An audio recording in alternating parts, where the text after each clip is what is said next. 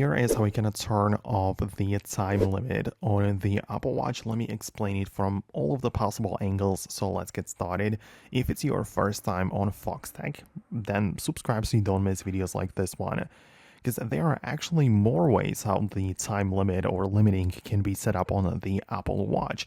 For example, there's this thing called school mode, right? So if we open up the control center on the watch, you should be able to find the school icon right here.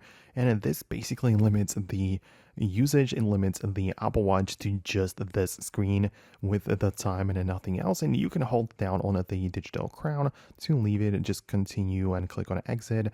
And this is how you can turn off the time limit for the school period. Outside of that, you should also remember that the Apple Watch is an extension of the iPhone. So if you set up things like the focus modes or the downtime period inside of your settings, it is also going to apply to the watch itself. So you can find the paired iPhone, go to settings and screen time. And if you enable things like the downtime, it is also going to apply to your Apple Watch too. So that's where you can basically find it. As you can see at the bottom, we have the thing or toggle, which is called share across the devices. So as you can see, when you enable this setting in here for screen time, it is also going to go to the other devices as well. So let me know your thoughts and opinions below in the comments. I would really love to hear if you managed to find what you needed. Thanks a lot for watching, and I'm going to catch you later in the future upload. So thanks a lot, and I'll talk to you soon.